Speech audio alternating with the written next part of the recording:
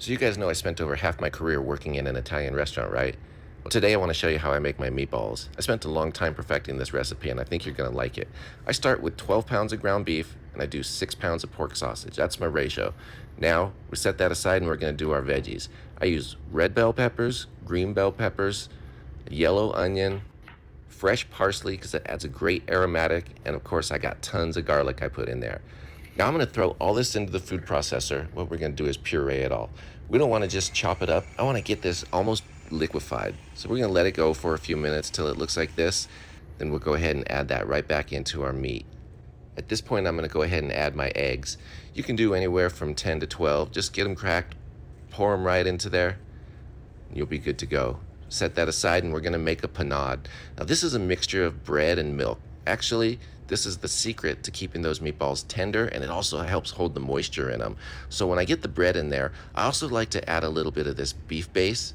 It's going to be a perfect time to get some additional flavor into these meatballs. I pour in my milk. We're going to go ahead and throw on the lid.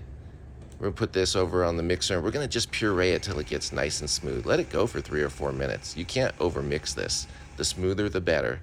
And we'll go ahead and put that right into the meat mixture as well.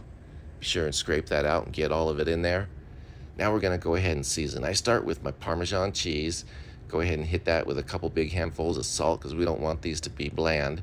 Hit it with some black pepper, and then I have some Italian seasoning. That's the perfect mixture of spices. Now we mix. And you guys, this is going to take a few minutes. It might actually take 7, 8, or 10 minutes. You got to get this really mixed well. Blend it, blend it, blend it. We don't want to have any secret little pockets of spices that kind of surprise you when you break into your meatball. So go ahead and get this all mixed up. When you think you're done, you're probably not, so mix it for another couple minutes. You really want to blend it well, guys. Let it look like this, and then it's time to make some balls. Go ahead and get your tray out. I throw down a silicone mat, and I like to use a little water on my gloves. That's going to help keep them from sticking. And we go ahead and just start rolling up them balls. I try to form a nice little round solid ball. I'm going about the size of a baseball, actually.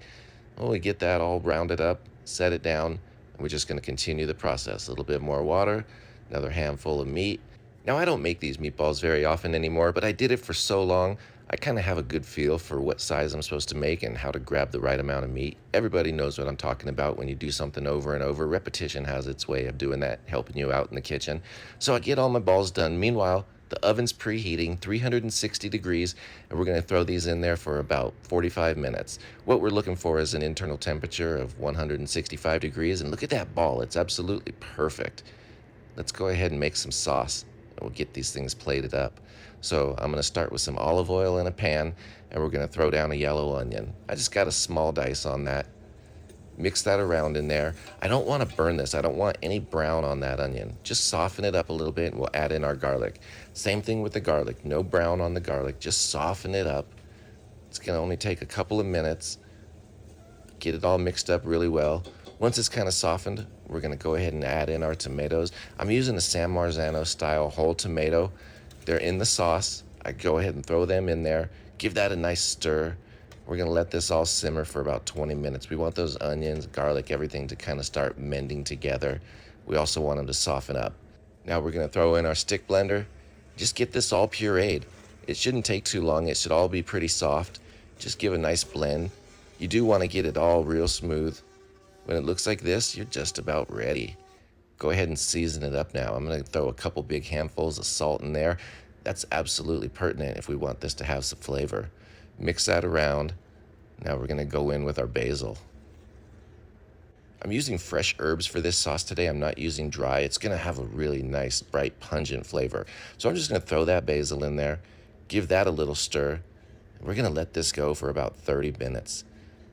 Meanwhile, that basil is just going to start infusing the flavor into that sauce. It's going to come out just perfect. After about 30 minutes, you're ready. It's time to plate this thing up and have ourselves some spaghetti and meatballs. So guys, I actually grabbed an extra meatball and a little cup of sauce and brought it home. When I got there, I didn't have any spaghetti, but I had these cool long fusilli noodles.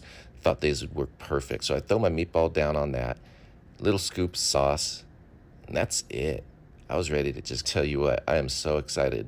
I tried it, and it's just nothing but fresh deliciousness. Man, what a treat. Thanks for watching. I hope you guys enjoyed. Cheers, everyone.